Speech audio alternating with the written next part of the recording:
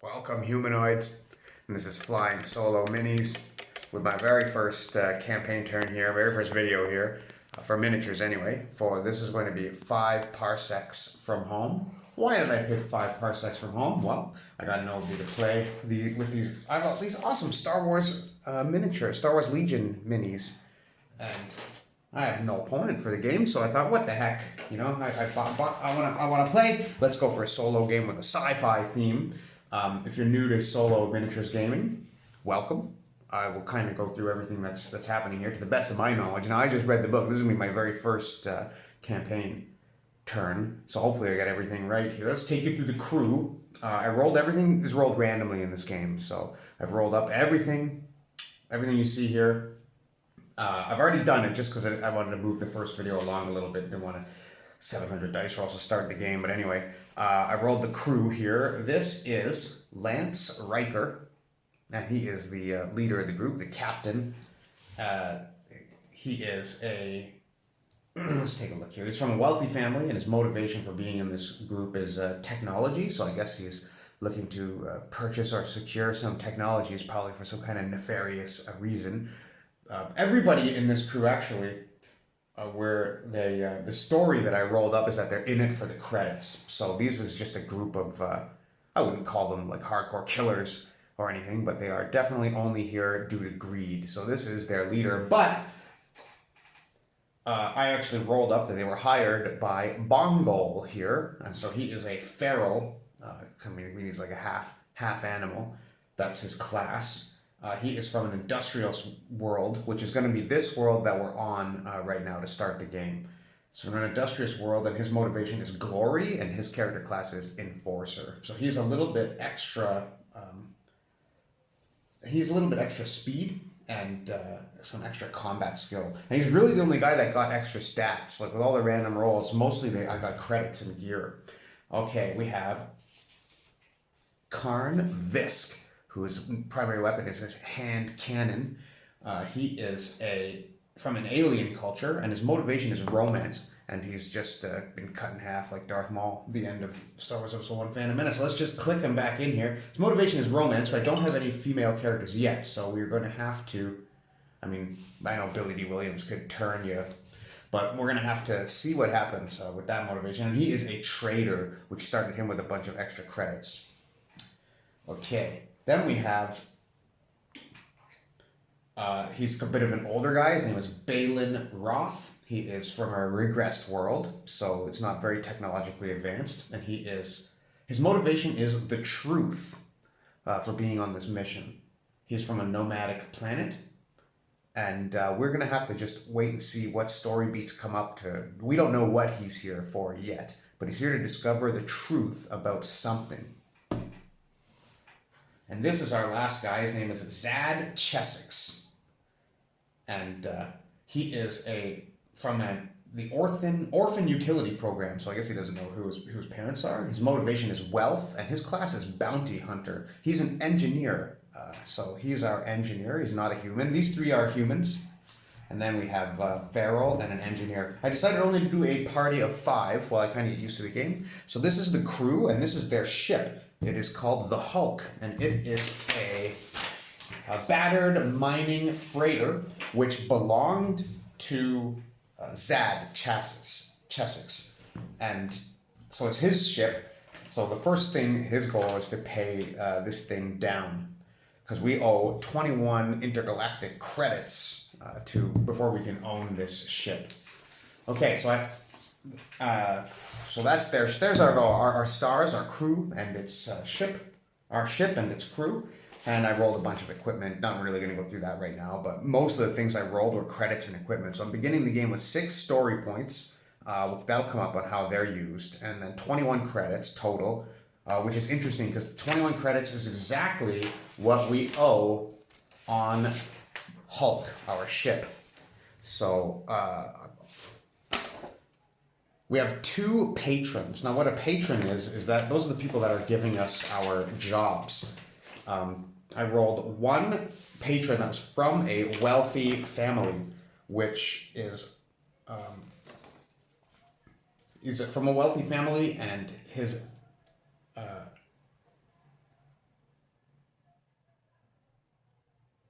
Okay.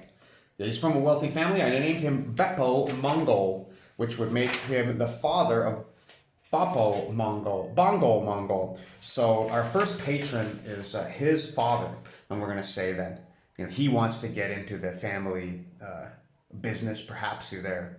Like he's like some kind of, maybe not like a crime lord, but certainly some kind of slick businessman with dangerous contacts who are looking to get things done. He wants a position in his father's cabinet, perhaps, but it's none proven so far. So he's sending him out to kind of earn his name, and he's going to offer us our first job. Oh, I also rolled up, one of the pieces of gear I rolled up was a hand cannon, which means that I gave it to Bongo here, who has a pistol built, just because the model, when I rolled it up, I was like, oh, well, this is perfect for him. So he has a pistol built into his arm. So this arm is actually a cybernetic pistol, and that'll give him benefits if he's shooting from close range, which is great because he wants to be in close range combat all the time. Our other, so that's our first patron. Our other patron is a man called Drask, and he is a corporate type. So some kind of corporation they've offered us each a job. This job is the one that we're going to accept, the very first thing, and that is going to be a danger pay +2, which has to be done this turn, and it is a secure. I rolled it up already, so it is going to be. There's going to be veteran opposition in this. This is kind of how this game works. It's like you roll it up, the mission that you're going to get, the money that's going to be paid, the bonuses that are going to happen, the dangers that are going to happen, and then you kind of use the things that you roll up to make your own story. So you kind of make your own way. So this is a secure mission. So here you see our map for this. So this thing in the middle, I'm saying, is there's some kind of crashed space pod, and his father has sent us to go and secure what was inside of it, not telling us anything about it. Now, I have rolled up 3 rumors at the beginning of our character creation as well. I'm not gonna, now what it's supposed to be is every turn you're gonna roll and to see if you if one of your rumors pays out, and it'll put you on a further into the quest, your main quest or whatever.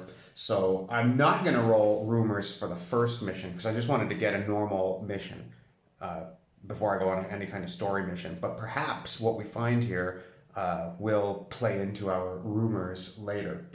So the other job we got was from Drask, and he is that we have 2 turns to complete. So we're going to get to that next turn, possibly. So we'll put that, Drask was sent us a mission. We'll put that up on the bench for now, and we're going to accept this mission from Beppo Mongol, Bongo's father. I gotta stop calling him Bongo. His name is Bongo with an L. Okay, so we are going to do our first, and that's it for the introduction. So let's do our first campaign turn here. So I have this pretty cool cheat sheet.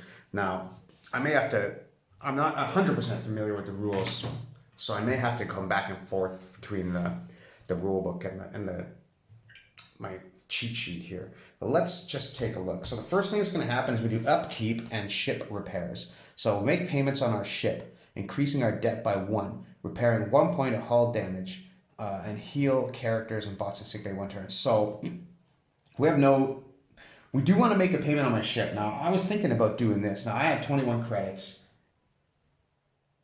I have 21 ship debt. 21 ship debt is what I rolled on the Hulk here. And we have 21 credits. So I thought I would just pay off the entire ship and go down to 0 credits right at the beginning. So the team kind of gets like, Zad here, Zad Chasix, the owner of the ship, he's kind of like, well, it's my ship that's on the line. So like, if you want me in your crew, these guys didn't know each other before. So he says kind of like, if you want me in your crew, you're going to have to pay off the ship, because every time we take a mission, I'm going to be putting it in danger. To which the group kind of agrees.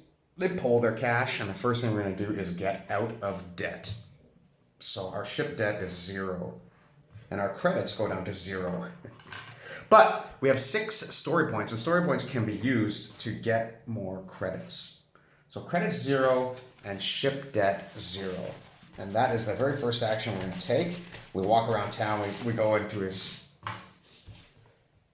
the dealer, whoever cut him the deal, which I guess was a pretty bad deal, probably.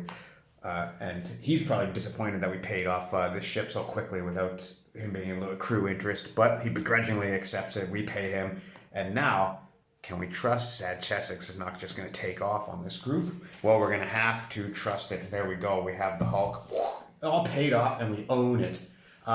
So the Hulk, this stuff will come into play after the mission, but it has 35 hull points, and it is a fuel hog, so we have to pay extra credits every time we leave the planet. Oh, by the way, I did roll up the planet as well. This planet is called the Core. So, like, I rolled up a planet, and the planet was barren. So it has no plant life or vegetation whatsoever. So I call it the Core, kind of like the Core world, and it is kind of like I guess a Corellian type of city that is it's only made up of cities, towns, and there is no vegetation at all, or trees, or plant life. Okay, so that's the world that we're starting on. Oh, and one interesting thing about this game is the rivals, but we didn't roll any at the beginning. So we're going to have to see as we go along and play who our rivals are going to be. But right now, because we have no rivals, we're safe to do any mission without interference, which is good. Let's get started. So our upkeep and repairs, we paid the ship and then increased the debt by 1. But since we paid the debt down to 0, we have nothing for that to do. But now we have to the cool part here, the crew tasks. So up to 2 available crew members may be assigned to a task this round. Crew in sickbay may not perform tasks. So we are going to only 2 to a task this round. Does that mean that we can only get 2 crew members, period? Or everybody gets to do it and you can only put 2 on one task at a time? Well, I'm going to have to double check that. Some of these rules are pretty ambiguous, I might have to say. So hold on, bear with me. Okay, yeah, each crew member can do a task. So we can find a patron, which I already rolled up. I started the game with 2 patrons, and I already rolled up their each a job. So I guess I wasn't supposed to do that because I have to find them anyway, even though I start with a patron. So what I'm going to do is assign 2 guys to find a patron, just to kind of balance that out. Okay, so we can train. Each person you put here earns 1 experience point. We can trade, which lets us roll on the trade table, and then for 3 additional credits, we can get additional rolls. We can recruit a new crew member, which we're kind of full up right now. I mean, we can have 6. I have only 5. There are some benefits to having less, but I'm not going to search for another one right now. Explore. Roll once on the exploration table. You gotta love, I mean, anything can happen there. Track. Now this is one that, so if we have rival gangs, we can find them and fight them this way. And then decoy. Rival gangs, if we have them, are always going to be hunting us when we go to do things when we're on the planet with them. And decoy will help us hide from them. So we're going to forget about these 2 right now. And repairs, we also don't have anything to do there.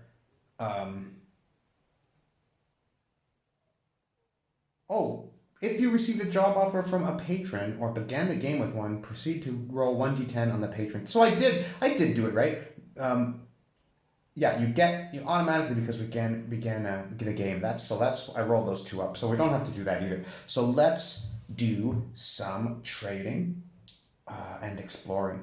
So our leader is going to train. Let's get him up some experience. And then the only things we can really do is trade and explore. So we're going to send who would be the best at trading, obviously.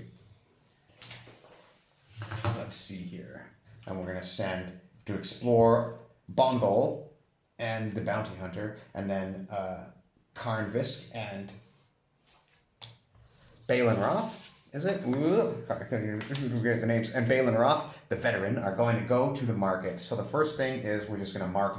So we're going to mark 1 experience. Okay, I'm going to need that crew sheet. We're going to mark 1 experience on Riker, number 1.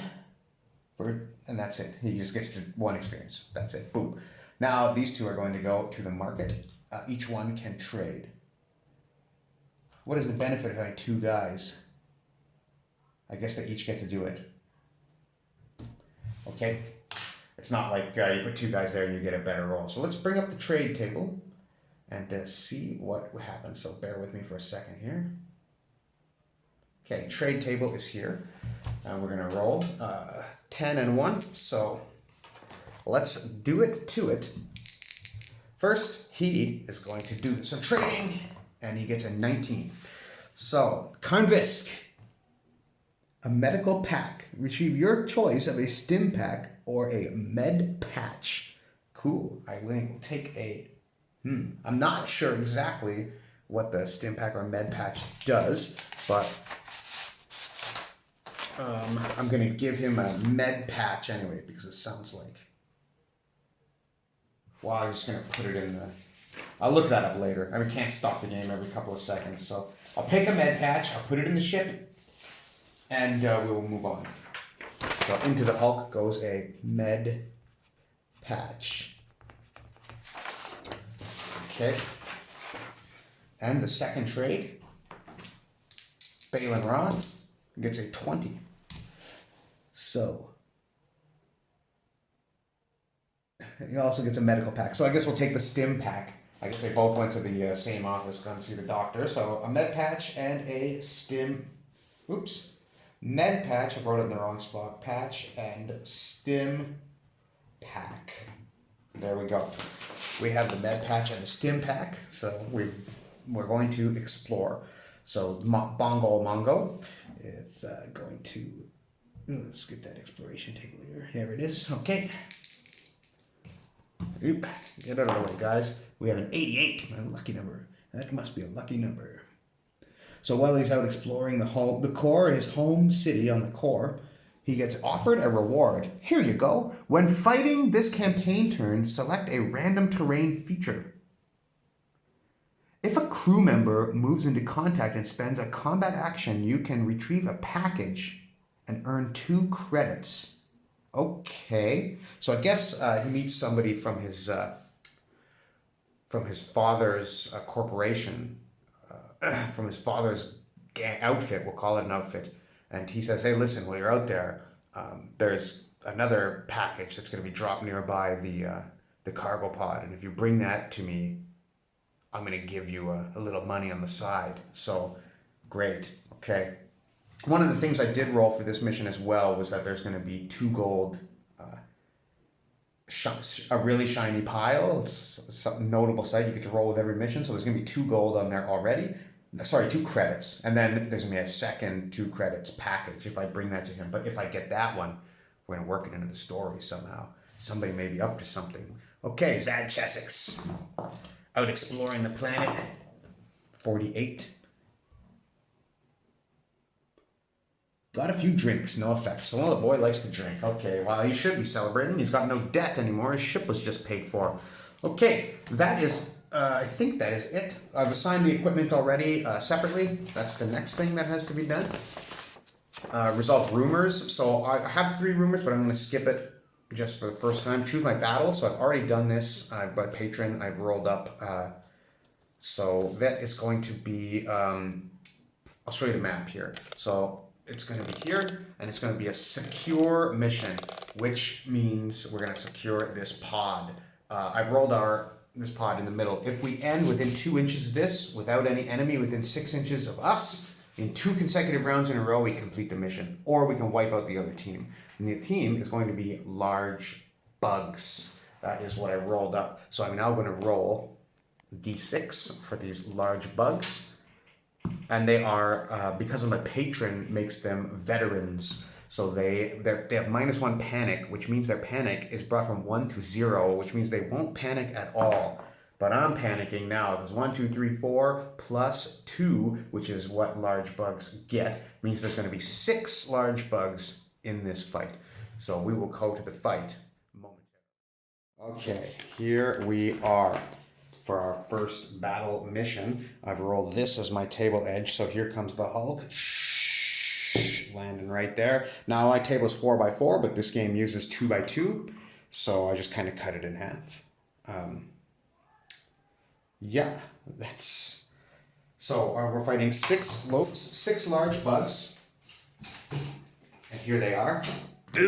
And this is their leader. So he has an extra 1 combat skill. The rest of these guys are all the same. They have 5 speed, 1 combat skill already, and then 5 toughness. So you hit them, you get +1 to hit them because they're so big when you're shooting at them.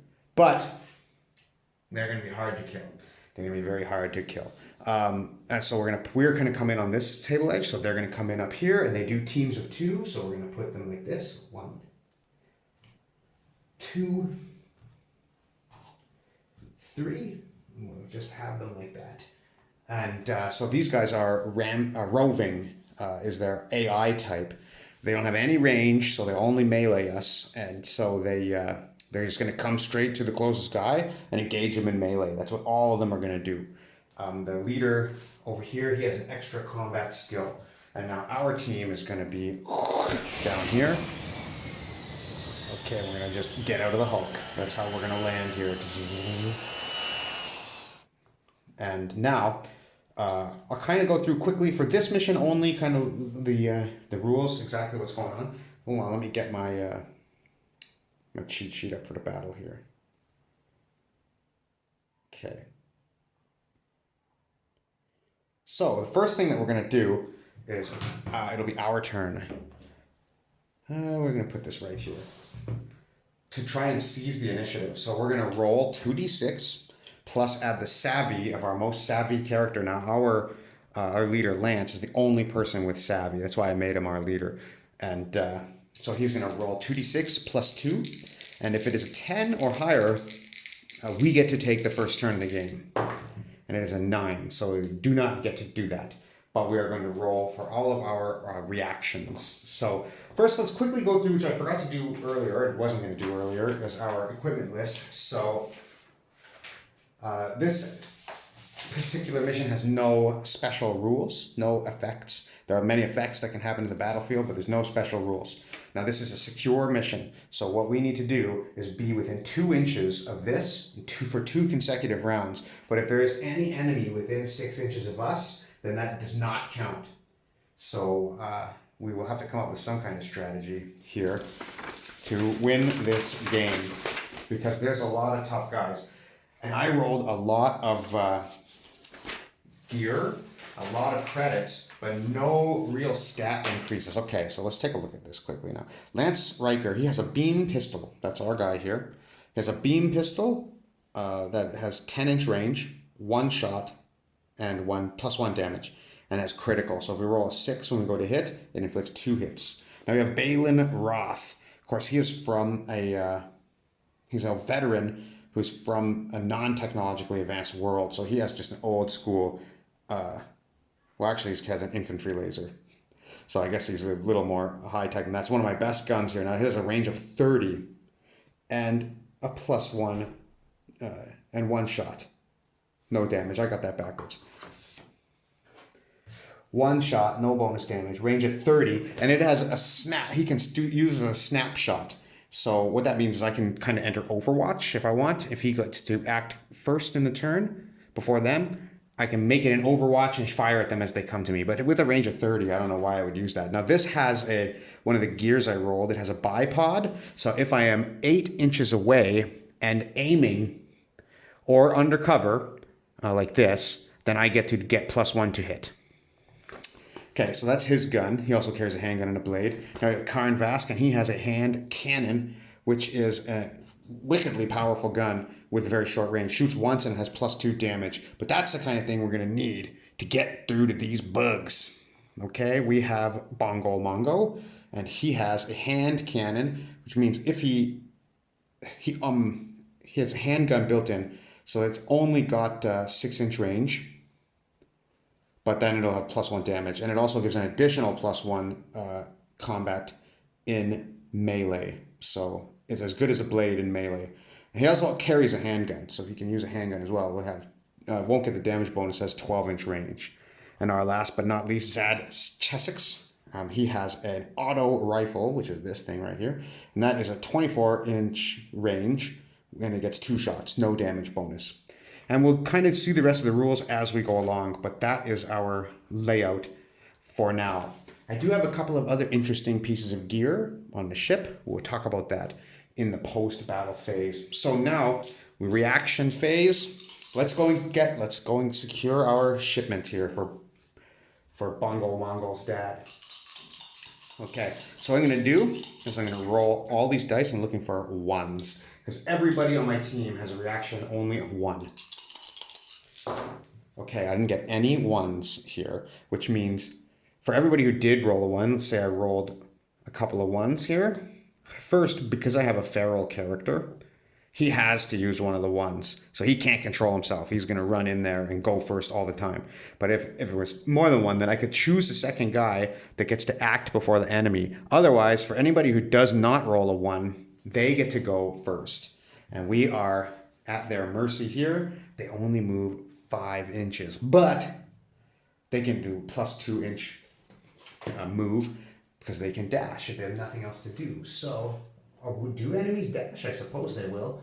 Let's move them. There's only one way that they can go. It's not a particularly interesting battle for the first one that we have. Oh, there's our leader. So there they are. They're coming. But, you know, this is what we got anyway. So we got to work with what we got.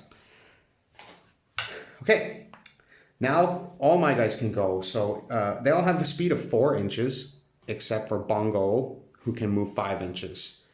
So one idea I have is, since these guys are AI, is like they have got to go for they've got to go for whoever's closest to them. So like, say I move this guy over here,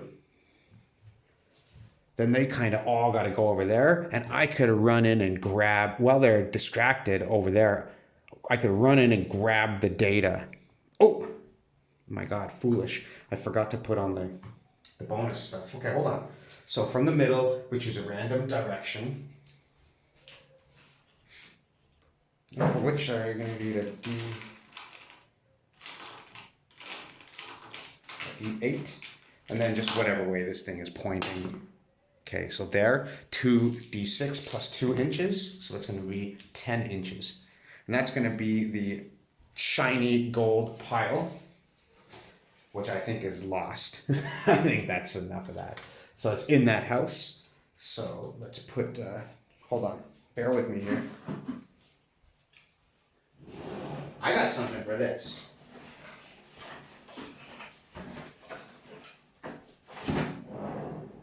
Okay, so that is something shiny over there. It's 2 credits. I have to get over there and use one of my actions to loot it. Second thing is the package that's worth 2 credits that we rolled up for when he was exploring. So that's going to go up that way as well. And it's going to be basically in the same spot, even further back. So we're going to say that up there too. Okay, so if I can get up there, and especially I want to get that package just for the sake of the story, which would be cool. Oh wait, that wasn't the same thing. It's supposed to be in a random feature. So let's do it like this. 1, 2, 3, 4. 1, 2, 3, 4, 5, 6, 7, 8. Like that. Starting here is 1, 2, 3. Okay, up there it is. So if I can get up to the house, that's where it is. But, well, you know what? Okay, let's play the game. I can take, so my really long range guys, of course he's got,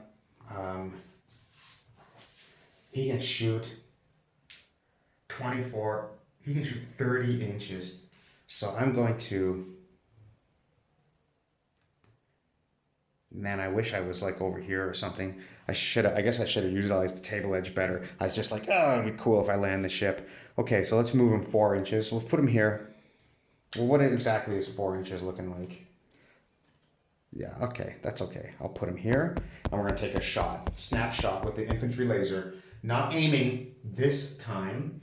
So this is just a normal shot. So it is within. So here's how the combat is going to work. So let me take a look here. Oop, excuse me. So I'm firing. So the target is within range. I need a 5. Or if he's within 6 inches, I need just a 3. but I just need, so I need a 5. So I'm going to take a shot at just the very closest, well, you know what? Yeah, I'm going to take a shot at, yeah, I'm going to shoot at this one. I need a 5. It's a 2, so that's a miss. And my second guy here, we're going to put him here, and then we're going to do a double shot. Now these also need 5s. This is his auto rifle, so he's just, ooh, excuse me, a little blurred out there. This is his auto rifle, so he is just going to lay these 2 out here. One on him, one on him. Okay, we need 5s. We completely miss. Now, the rest of these guys that are short range, we're gonna dash. Well, let's see. If I was to move him 4 inches, just, this is not an official move. If I was to move him 4 inches, he would be 9 inches away. Okay, he can make that shot with the beam pistol. So this is, he's gonna go for it. This is a damage +1 shot too. He needs a 5 still. Excuse me, that's a lie. Okay, that's is bad. And now he needs to be within 8 inches. So these 2 guys are gonna run. So 7 inches. That's his 5 + 2, and 6 inches. Okay, that's his 4 + 2. And that's the first round of combat. That's what we got here. We have completely missed everything that we set out to do. But it's okay. Let's go to round 2. Now there is no more seasoning initiative for the rest of the game. All we can do is try to get the quick reaction. So let's see if we get any 1s. We have 1, 1, which means that Bongo Mongol is going to be the first one to go. So both of those guys are capable of moving to here. So he is going to go 7. That's actually pretty good here. That makes him closer. Well, I don't know, that's close. We're going to have to look at that. Okay, it's their turn now. So, hold on. Is there any kind of charge or something, these enemies?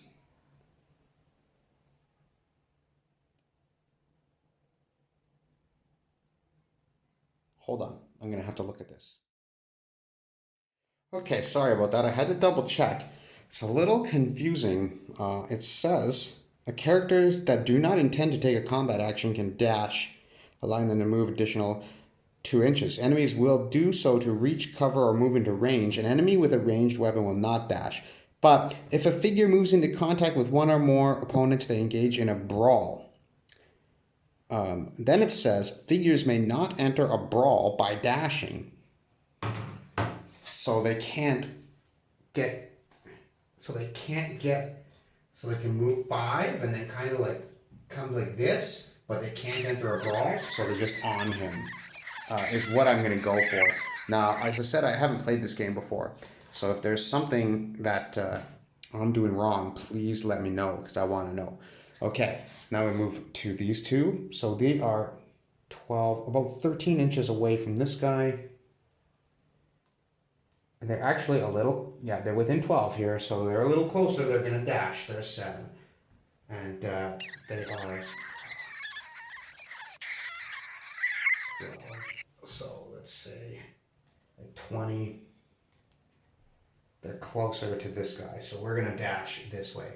So if we can take, I mean, he's not going to be able to, Bongo Mongo is not going to be able to survive long over there on his own. We need some help.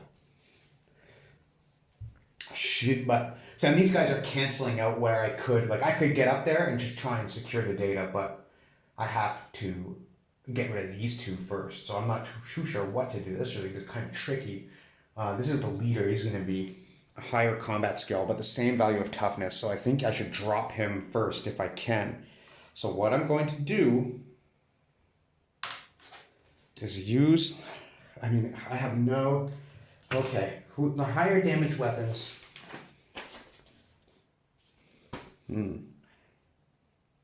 Mongol can use, well, he's already gone. He's done. he's not gonna be able to survive more than many combats over there, I'm sure. But if he can keep them distracted long enough for me to get... Okay, I'm babbling. Let me think about what's going to happen here. I can't shoot these guys. Let's use Balin Roth and his infantry laser, which has +1 to hit if he's over 8 away and he aims. So I will aim, which will also let me reroll a 1. I'll shoot at the leader. A 6. So that's a hit.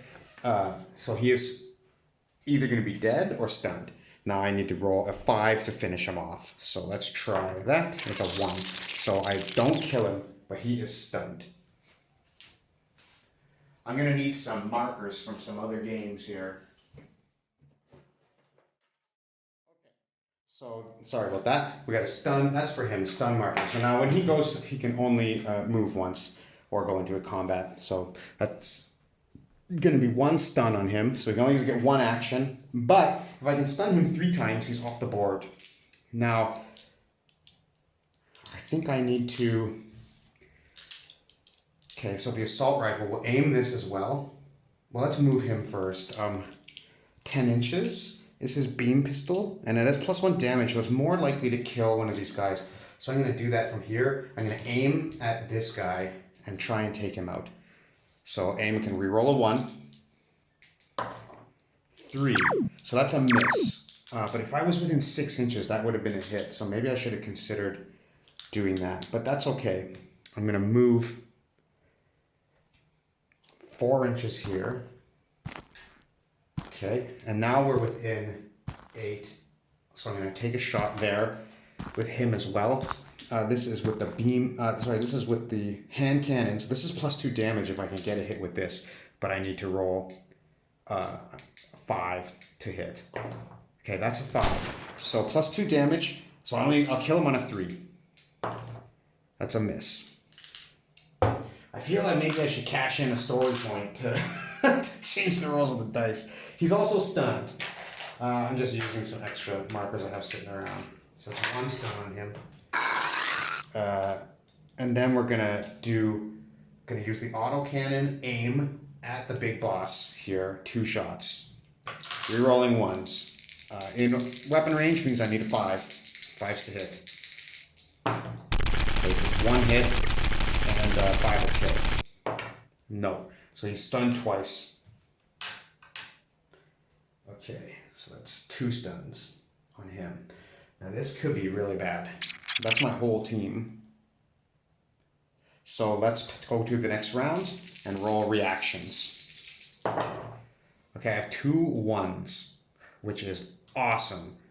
So the first thing I'm going to do is I have to use the Pharaoh first. So I could lure these guys back. Wow.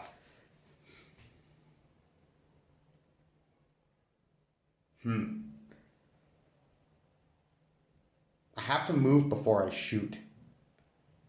If I shoot right here, I'll get +1 to hit. They're so hard to kill though.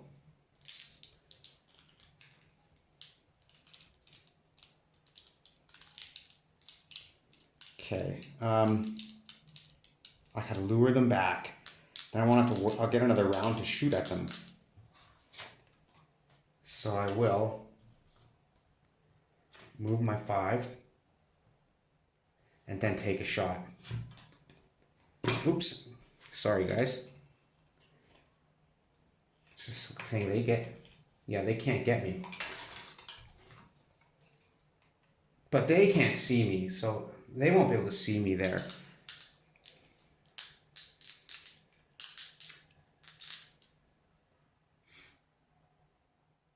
These 2, won't be able to see me. But that's okay, because they won't be able to engage us either. So I am going to move the 5 and take a shot with the hand cannon, which has 6 inches range. So I'm within 6. So I'll need a 5. I'm just... Oh, sorry. No, he has 2 combat skills, so that is a hit. He has +2. And now it's going to be +1 damage, so I'll need just a 4. I got a 6. So that is the first casualty. Bam, 1 bug down. Bongo Mongol gets 1 experience point for the first kill of the game. 1 XP.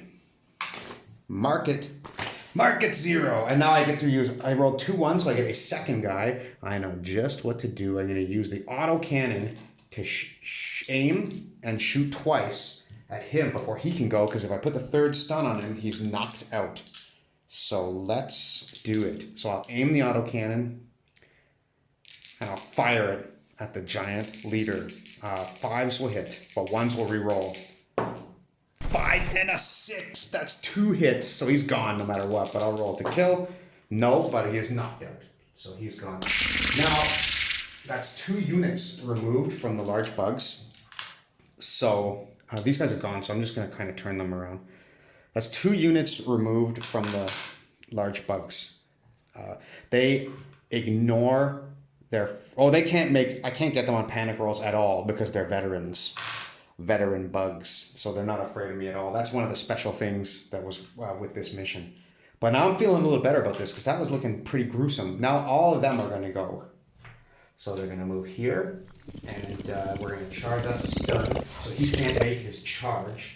He's going to move 5, remove the stun.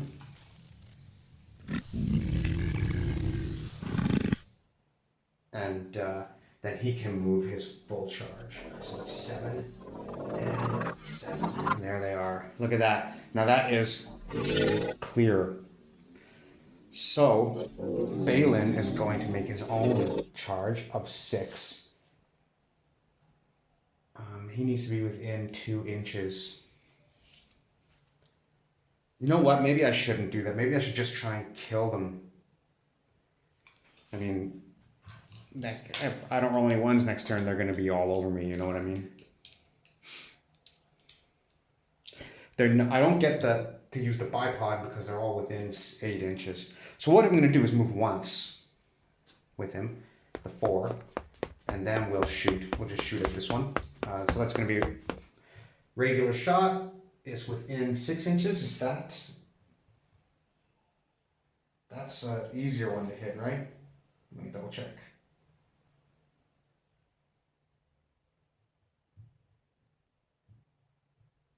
Oh, shoot. Hold on. Whoa, I forgot to use a battle event. This was supposed to happen at the end of round 2. So before this happened, let's just see if that would change anything. A battle event. I roll 67. This is optional, but I just want to see what it's like anyway. 67, a moment of hesitation. Next round, select a single figure that acts in the quick actions phase. All other figures act in the slow actions phase. If you have a feral, you must select a feral. Okay, that definitely changes things. So that's going to put... I still get him to go first, so I still get to kill. I still get to do that. But the leader is here. He's still stunned, so I'm going to remove 1 stun. Do that. And then I shot him 2 more times. Oh yeah, it doesn't matter because I hit him twice. Okay, then I shot him 2 more times. He's gone. Okay. Now there's another, at the end of round 4, there will be another battle event, should there be a round 4. So that one didn't really have an effect, luckily for me. Now this is going to be a shot. I'm going to just get the closest one. I need a 5. It's a miss. Oh, sorry. Open target within 6 inches needs only a 3. So that would be a hit because he is within 6. So that's a hit. So he's at least stunned, and now we can remove him on a 5. Okay, so that's a stun. That's him. Okay. Shall we protect? No, I think not. We're going to go for a kill. We need only a 3 to hit because we're within 6 inches, and he has +2 damage on his hand cannon. So that's a hit on this one, and I need only to roll a 3. And I did it. So he's got 1 removed. And now we will take a shot at this one. This is a critical gun, so on 6 it will be 2 hits. That's a miss. I suppose I would have aimed, but I didn't declare it, so I'm going to let that one go. And that is the round. So we're going to turn everybody back around. Okay. Now, we're going to see if we get any 1s. This is beginning of round 3. Oh, the beginning of round 4. So at the end of this round, we're going to have a battle event. Okay, we have 1-1, which means Bongo Mongol is going to go again. And he is going to now... this guy is going to make his... He's within 5. Maybe I should have thought about that. Well, he's going to get charged. One of them's going to get charged, which is okay, because the bugs should be able to play as well. They should be able to get to do something. I will shoot the hand cannon.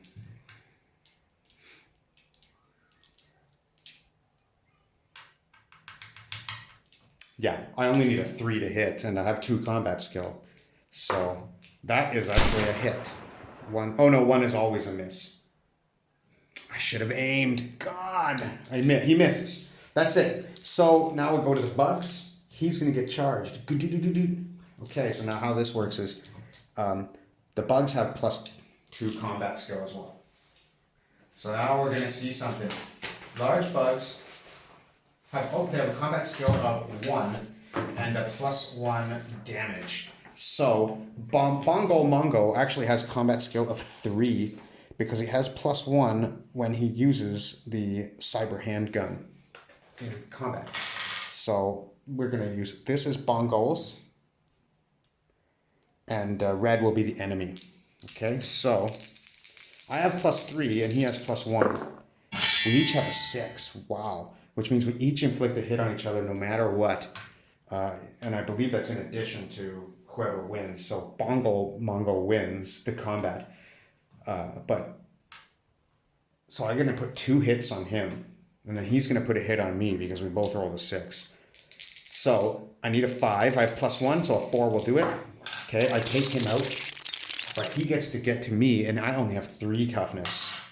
So it's a pass, man. A 2. Great. He survives the combat. Okay. Whoop. He's finished for the turn. And now, charging. Now this is going to be bad because Karnvisk does not have a bladed weapon. So they are +1 and I am +0. So I need to beat this guy. White is Karn. He has defeated, or he has beat me in the combat, and now he needs also 3 toughness, so okay, it's a 6. So Karn is down. Knocked over by the large bug. The stun bug will not enter a combat, so he will move and lose his stun.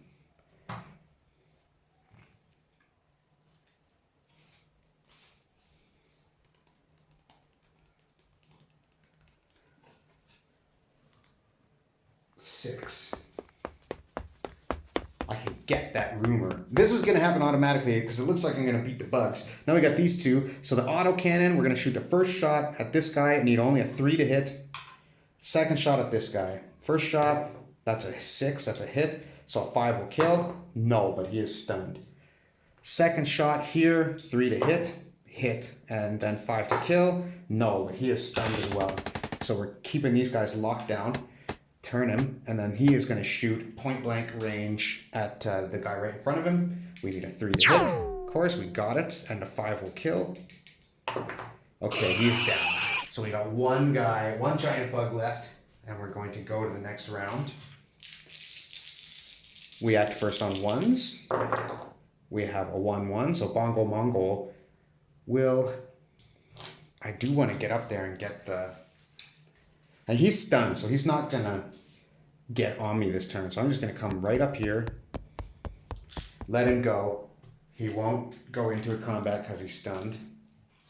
That's that rule, right? Is that right? Does that seem right? And I will move up here. It doesn't seem right to me.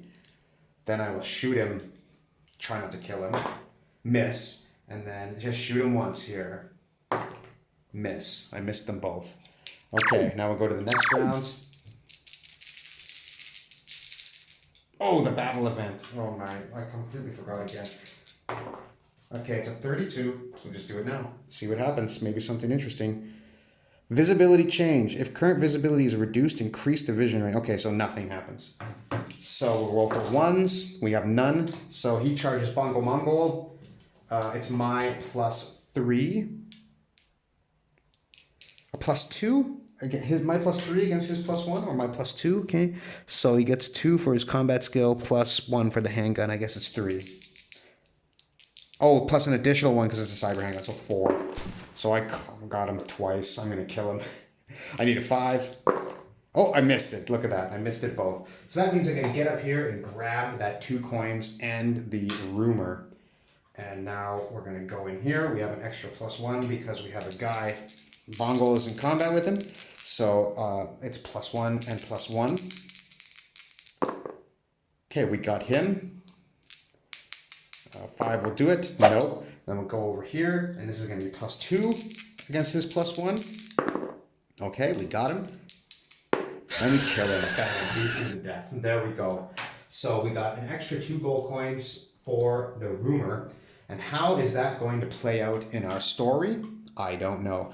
We also go and get we secure the data that Bongo's father wanted us to get, but Karn is hurt. Back to the medical bay and see what happens. Perhaps he will die. If you notice me doing anything wrong in this video, please tell me. If you have any suggestions, if I'm playing too fast, if I'm playing too slow, if I'm not saying enough, if I'm saying too much. I'm new, so just leave me some feedback, please. Thank you for coming, and watch the post-battle sequence in another video.